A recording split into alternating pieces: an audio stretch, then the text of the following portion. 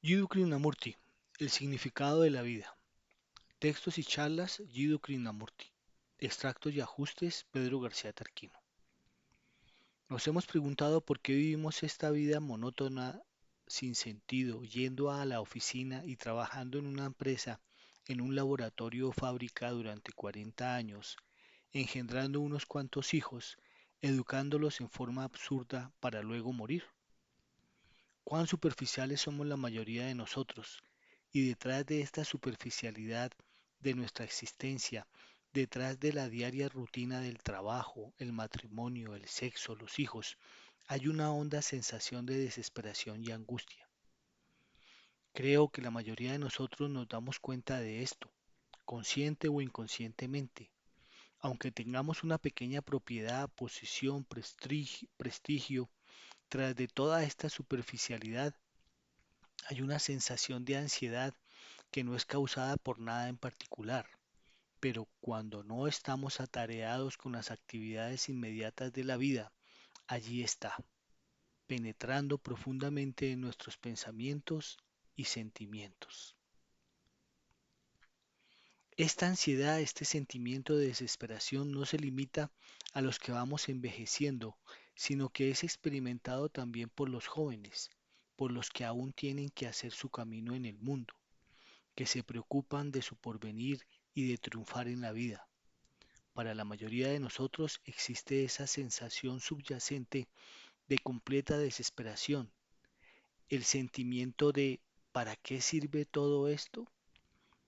Así ocurre especialmente ahora que el mundo está acosado por el espectro de inminentes catástrofes. Generalmente queremos que alguien nos diga cuál es el significado de la vida para poder adoptar una postura que nos parezca correcta. Eso sí, placentera y asumir una teoría o seguir un patrón y lineamientos. También deseamos que el significado que encontremos se ajuste a nuestra forma de ser, a nuestros anhelos, nuestros miedos y condicionamientos. Pero se nos presentan varios problemas al encontrar a alguien que nos diga cuál es el significado de la vida. Uno, este significado son las experiencias, la verdad o ilusión de otra persona. 2. Lo que nos digan y nos parezca correcto lo asumimos como un patrón a seguir, pero no es el resultado de una comprensión propia de la vida. Y nos daremos cuenta de que esta forma de vivir siguiendo patrones políticos o religiosos no nos ha llevado a ninguna parte ni nos librará de nada. 3. Si no nos comprendemos a nosotros mismos, mucho menos vamos a entender el significado de la vida. Si no estamos libres de nuestros condicionamientos y prejuicios, es muy poco lo que podemos entender. La vida no es lo que queremos que ella sea. Esta vida que cambia continuamente, que es tan rápida, que tiene profundidades tan enormes y una vitalidad y una belleza extraordinaria. Fundamentalmente estamos todos totalmente conectados. Superficialmente las cosas parecen estar separadas, especies distintas, razas distintas, culturas y colores distintos, nacionalidades, religiones y políticas distintas.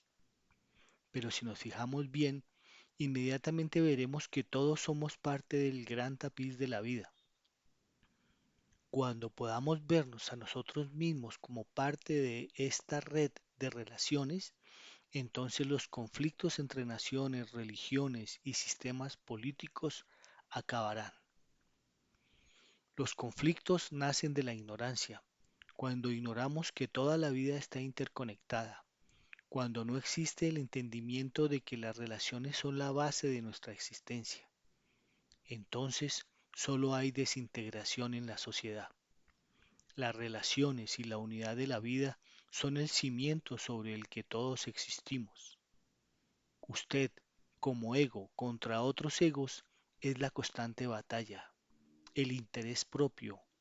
Este es el origen de la guerra, del hambre y las enfermedades.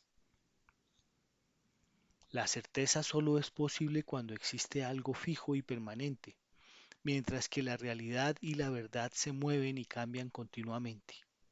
La verdad y la vida se encuentran constantemente en estado de transformación y movimiento. La verdad no es algo prefabricado que te pueda dar una religión o un maestro. La verdad no está en un libro. La verdad necesita ser descubierta. La vida es un viaje de descubrimiento. Si nuestras mentes están atadas a una creencia fija, a una determinada sabiduría, entonces, ¿cómo podemos bregar con este cambio continuo? Ya que la realidad no es estática, necesitamos entonces mentes rápidas y corazones flexibles. Solo entonces sabremos responder ante la naturaleza dinámica de la existencia. Esta exploración y entendimiento, en esta exploración y entendimiento nos liberamos del miedo y de ideales fijas. La realidad y la verdad solo pueden percibirse directamente, no pueden explicarse, no son experiencias que se puedan acumular. El racionamiento y el análisis son inútiles y un impedimento para que la atenta percepción de la realidad.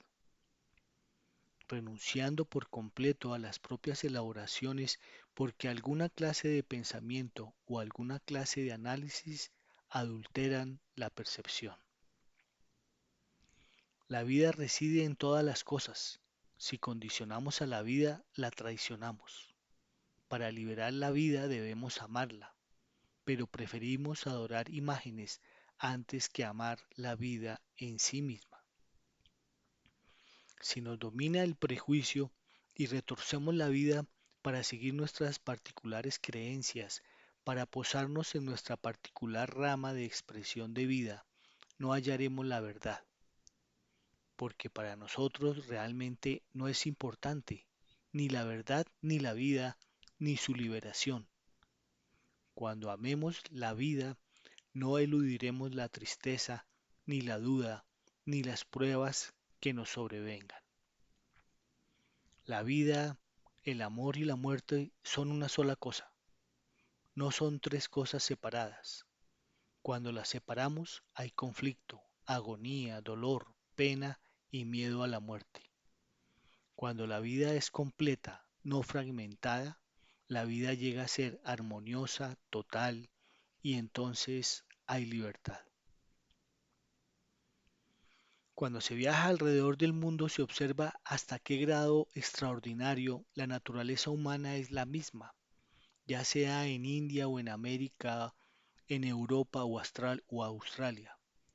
En todo el mundo estamos produciendo como por molde un tipo de ser humano cuyo principal interés en la vida es encontrar seguridad, hacer mucho dinero, llegar a ser un personaje importante, reconocido, o meramente divertirse y entretenerse con la mínima reflexión posible.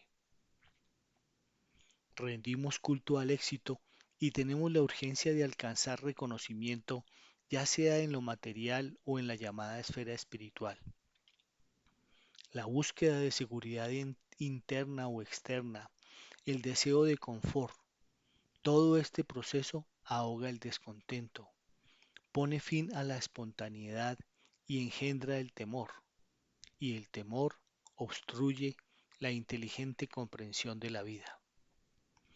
A medida que se envejece, la mente se embota, se llena de conclusiones y se inciviliza el corazón. En la búsqueda de bienestar y comodidad física y psicológica, generalmente nos refugiamos en un rincón de la vida donde encontramos un mínimo de conflictos, y entonces tenemos miedo de salir de este refugio. Nos apartamos del fluir de la vida y nos quedamos en una pequeña charca construyendo muros, atrapados en un reflujo de agua estancada y putrefacta. Toda la educación que hemos recibido nos hace temer el ser diferente a los demás o el pensar de distinta manera a la norma establecida por la sociedad, que aparentemente respeta la autoridad y la tradición. Hay una rebeldía violenta que es una mera reacción, casi sin entendimiento, contra el orden establecido. Hay muchos que se rebelan contra la ortodoxia establecida solo para caer en otras ortodoxias, en otras ilusiones y en otras indulgencias para sí mismos. Lo que generalmente sucede es que nos separamos de un grupo o de un círculo de ideales y nos identificamos con otros grupos y otros ideales, creando así una nueva norma de pensamiento contra la cual tendremos que rebelarnos más adelante. Esta reacción solo produce oposición y la reforma necesita reformas ulteriores. Ahora bien, ¿qué significa la vida? ¿Para qué vivimos y luchamos? ¿Simplemente para lograr honores o alcanzar una buena posición o ser más eficientes o poder dominar a los demás? ¿Vivimos para ser científicos o especialistas apasionados por el conocimiento? Pero nuestras vidas están vacías y carecen de profundidad. Por ello contribuimos a la destrucción y a la miseria del mundo. Si existe una más alta y más noble significación de la vida, ¿qué valor tiene la educación si no la descubrimos jamás? Podemos ser muy instruidos, pero si no tenemos una honda integración de pensamiento y sentimiento, nuestras vidas resultan incompletas, contradictorias y atormentadas por innumerables temores y resentimientos. Y mientras la educación no cultive una visión integral de la vida, ésta tiene muy poca significación. Ahora bien, ¿por qué queremos una meta, un objetivo? Querer una meta significa que el vivir plenamente de día en día no es bastante. Queremos sentir que vamos llegando a alguna parte, por lo cual establecemos una meta que dé un más hondo significado a nuestro vivir. Nuestra vida y actividades diarias tienen muy poca significación para la mayoría de nosotros, por lo cual proyectamos un ideal que creemos dará algún sentido a nuestra vida, pero no la da, porque eso que proyectamos es creado por nosotros mismos. Lo importante no es tener una meta, sino ver si nuestra existencia diaria tiene sentido en sí misma. En nuestra civilización actual hemos dividido la vida en tantos departamentos que la educación hace muy poco, excepto cuando aprendemos una profesión o una técnica determinada. En vez de despertar la inteligencia integral del individuo, la educación nos estimula para que nos ajustemos a un molde y, por lo tanto, nos impide la comprensión de nosotros mismos como un proceso total. Intentar resolver los muchos problemas de la vida en sus respectivos niveles o fragmentos separados como están en varias categorías indica una completa falta de comprensión. ¿De qué vale el conocimiento si continuamos en la confusión? ¿De qué valen las habilidades técnicas e industriales si las usamos para destruirnos? ¿Cuál es el valor de la existencia si nos ha de llevar a la violencia y a la completa desdicha? Aunque tengamos dinero o podamos ganarlo, aunque disfrutemos de nuestros placeres y tengamos nuestras organizaciones religiosas, estamos en conflicto con nosotros mismos y con los demás. La religión se convierte en hipocresía cuando estamos cultivando las causas de la guerra y nuestras oraciones solo nos conducen a la ilusión. Todos nosotros hemos sido adiestrados por la educación y el ambiente para buscar la prosperidad personal, la seguridad y para luchar en beneficio propio. Aunque lo disimulemos con eufemismos, hemos sido educados para las varias profesiones dentro de un sistema basado en la explotación, la competencia y la codicia. Tal adiestramiento tiene inevitablemente que traer confusión y miseria para nosotros y para el mundo, porque crea en cada individuo barreras psicológicas que lo separan y lo mantienen aislado de los demás. Para la mayor parte de nosotros el significado de la vida como un todo no es primordial, no es de primordial importancia, y nuestra educación subraya los valores secundarios, haciéndonos simples conocedores de alguna rama del saber. Hay una eficacia inspirada por la bondad y la consideración que va mucho más lejos y es mucho más grande que la eficacia inspirada por la ambición. Y sin bondad, ¿qué es lo que nos da una comprensión integral de la vida? La eficacia sin bondad solo engendra crueldad. ¿Es esto lo que está sucediendo actualmente en todas partes del mundo? Nuestra educación actual está acoplada a la industrialización y a la guerra, sigue siendo su fin principal desarrollar la eficiencia, y nosotros nos encontramos atrapados en esta maquinaria de competencia despiadada, crueldad y mutua destrucción. Si la educación nos ha de llevar a la guerra, si nos enseña a destruir o ser destruidos, ¿no ha fracasado totalmente? Debemos evidentemente comprender el significado de la vida y para ello tenemos que adquirir la capacidad de pensar con rectitud y fidelidad, en lugar de seguir una línea de pensamiento. Un pensador consecuente en una línea de pensamiento se ajusta a una norma. Es una persona irreflexiva. Repite frases y piensa rutinariamente a lo largo de un surco. El surco de sus ideas políticas, el surco de su religión.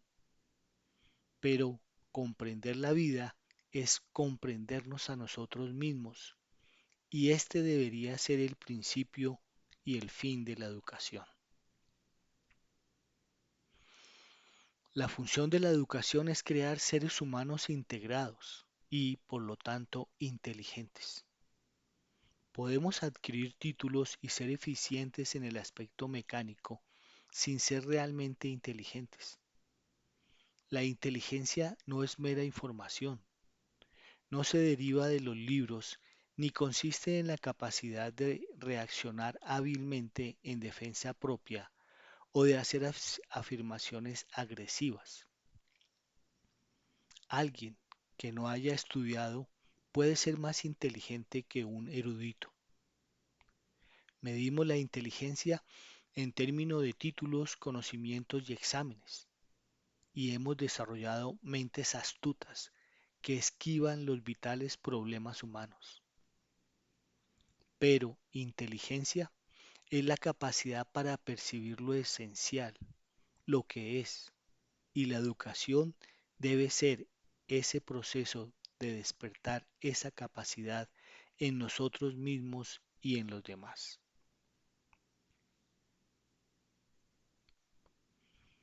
Desgraciadamente, el actual sistema de educación nos torna en seres serviles, mecánicos y profundamente irreflexivos. Aunque nos despierta el intelecto, interiormente nos deja incompletos, ridículos, incapaces de crear. El objetivo de la educación no es sólo producir simples eruditos, técnicos y buscadores de empleos, sino hombres y mujeres integrados, libres de temor, porque sólo tales seres humanos, porque sólo entre tales seres humanos puede haber paz duradera. Es la comprensión de nosotros mismos, es en la comprensión de nosotros mismos que el temor se desvanece.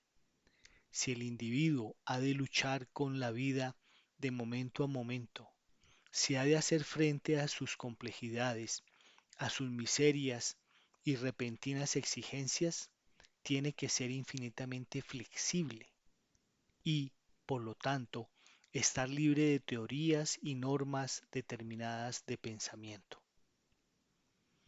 Cuando no hay conocimiento propio, la autoexpresión se convierte en autoafirmación, en fortalecer el ego, con todos sus conflictos ambiciosos y agresivos.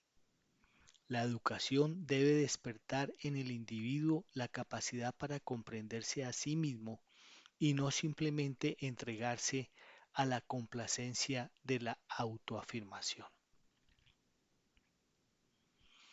¿De qué sirve el instruirse si en el proceso de vivir nos estamos destruyendo? Los sistemas educativos o políticos no cambian misteriosamente, se transforman cuando nosotros cambiamos fundamentalmente. El individuo es de primordial importancia, no el sistema, y mientras el individuo no comprenda el proceso total de su propia existencia, no hay sistema, sea de derecha o de izquierda, ni religión que pueda traer orden y paz al mundo. La vida no puede existir sin la convivencia. La vida es convivencia, relación, pero la hemos hecho en extremo angustiosa y repugnante por basarla en el amor personal y posesivo. ¿Puede uno amar y sin embargo no poseer? Encontraremos la verdadera respuesta no en el escape, no en los ideales, no en las creencias, sino por la comprensión de las causas de la dependencia y el afán posesivo. Si puede comprenderse profundamente este problema de la relación entre uno y el otro, entonces tal vez comprendamos y resolvamos los problemas de nuestra relación con la sociedad, puesto que la sociedad no es sino la extensión de nosotros mismos. El ambiente al que damos el nombre de sociedad ha sido creado por pasadas generaciones. Lo aceptamos porque nos ayuda a conservar nuestra codicia e ilusiones. En esta ilusión no puede haber unidad ni paz. La unidad meramente económica producida por medio de la coacción y la legislación no puede poner fin a la guerra. Mientras no comprendamos la interrelación individual, no podemos tener una sociedad pacífica. Puesto que nuestra convivencia se halla basada en el amor posesivo, tenemos que llegar a ser plenamente conscientes en nosotros mismos de su nacimiento, sus causas, su acción. En el hecho de darse cuenta del proceso de la posesividad, con su violencia, sus temores, sus reacciones, surge una comprensión que es total, completa.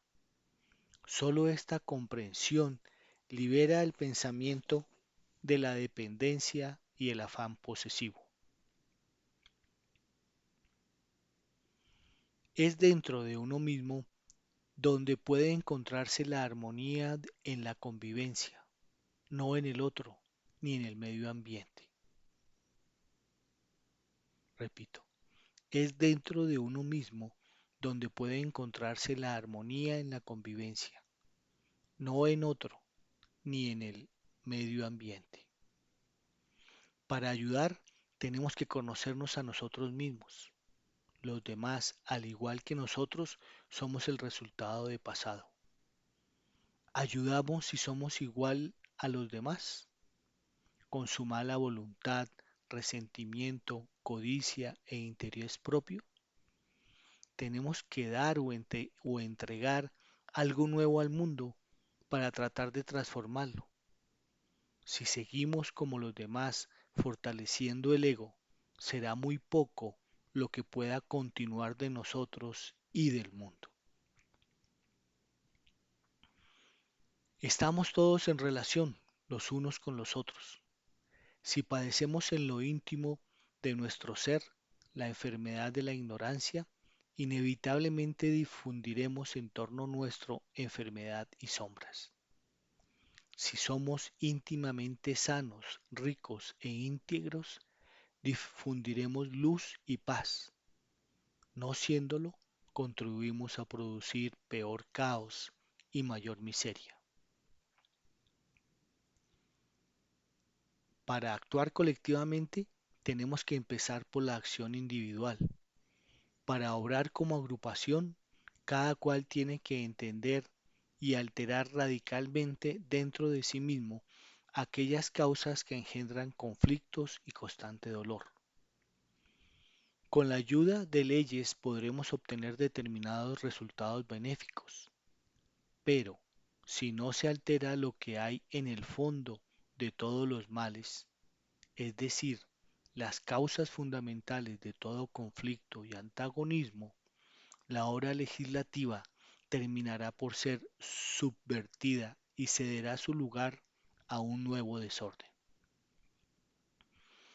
Por todo el mundo, mentes superficiales y hábiles, con su capacidad para escribir y expresarse, influyen sobre muchísimas personas para que den cada vez más importancia a la información o el conocimiento, volviéndolas por consiguiente cada vez más dependientes de las cosas externas.